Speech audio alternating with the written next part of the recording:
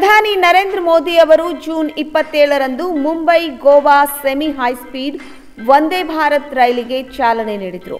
ಮಂಗಳವಾರ ಬೆಳಗ್ಗೆ 11 ಗಂಟೆಗೆ ಭೋಪಾಲ್ನ ರಾಣಿ ಕಮಲಾಪತಿ ರೈಲು ನಿಲ್ದಾಣದಿಂದ ವಿಡಿಯೋ ಕಾನ್ಫರೆನ್ಸಿಂಗ್ ಮೂಲಕ ಮುಂಬೈ ಗೋವಾ ವಂದೇ ಭಾರತ್ ಎಕ್ಸ್‌ಪ್ರೆಸ್ ಸೇರಿದಂತೆ ಇತರೆ 4 ರೈಲುಗಳಿಗೆ ಮೋದಿ ಚಾಲನೆ ನೀಡಿದರು.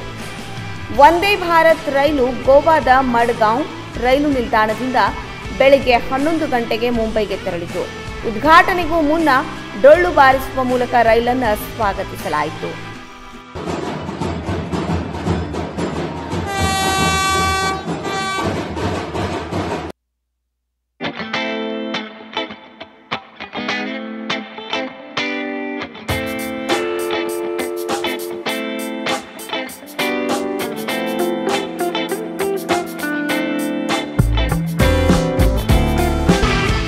ಗೋವಾ ರಾಜ್ಯಪಾಲ PS ಶ್ರೀಧರನ್ ಪಿಳ್ಳೈ, ಮುಖ್ಯಮಂತ್ರಿ ಡಾಕ್ಟರ್ ಪ್ರಮೋದ್ ಸಾವಂತ್, ಕೇಂದ್ರ ಪ್ರವಾಸೋದ್ಯಮ ರಾಜ್ಯ ಸಚಿವ ಶ್ರೀಪಾದ್ ನಾಯಕ್, ರಾಜ್ಯ ಪ್ರವಾಸೋದ್ಯಮ ಸಚಿವ ರೋಹನ್ ಖೌಂಟೆ, ಮಹಾರಾಷ್ಟ್ರ ಆಹಾರ ಮತ್ತು ನಗರ ವ್ಯವಹಾರಗಳ ಸಚಿವ ರವೀಂದ್ರ ಚೌಹಾಣ್, ಸಂಸದ ಫ್ರಾನ್ಸಿಸ್ ಸರ್ದಿನ್, ರಾಜ್ಯಸಭಾ ಸಂಸದ ವಿನಯ್ ತೆಂಡೂಲ್ಕರ್, ಮಡ್ಗಾಂವ್ ಶಾಸಕ ದಿಗಂಬರ್ ಕಾಮತ್ ಮತ್ತು ಇತರೆ ಅಧಿಕಾರಿಗಳು ಉಪಸ್ಥಿತರಿದ್ದರು.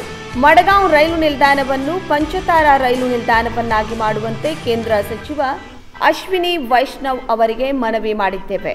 ಮುಂದಿನ ವರ್ಷಗಳಲ್ಲಿ ಮಡ್ಗಾಂವ್ ನಿಲ್ದಾಣದ ಸ್ವರೂಪ ಬದಲಾಗಲಿದೆ ಎಂದು ಮುಖ್ಯಮಂತ್ರಿ ಪ್ರಮೋದ್ ಸಾವಂತ್ ಹೇಳಿದ್ದಾರೆ.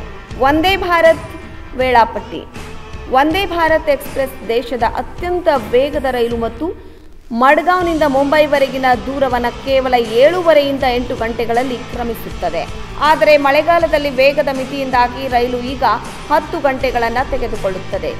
ಸೋಮವಾರ, ಬುಧವಾರ ಮತ್ತು ಶುಕ್ರವಾರದಂದು ಬೆಳಗ್ಗೆ 5:32ಕ್ಕೆ ಮುಂಬೈಯಿಂದ ಹೊರಡುವ ಎಕ್ಸ್‌ಪ್ರೆಸ್ ಅದೇ ದಿನ ಮಧ್ಯಾಹ್ನ 3:30ಕ್ಕೆ ಮಡ್ಗಾಂವ್ ತಲುಪುತ್ತದೆ. ಮಡ್ಗಾಂವ್ನಿಂದ ಹಿಂದಿರುಗುವ ಪ್ರಯಾಣವು ಮಂಗಳವಾರ, ಗುರುವಾರ ಮತ್ತು ಶನಿವಾರದಂದು ಮಧ್ಯಾಹ್ನ 12:20ಕ್ಕೆ ಪ್ರಾರಂಭಗೊಂಡು ರಾತ್ರಿ 10:20ಕ್ಕೆ ಮುಂಬೈಗೆ ತಲುಪುತ್ತದೆ.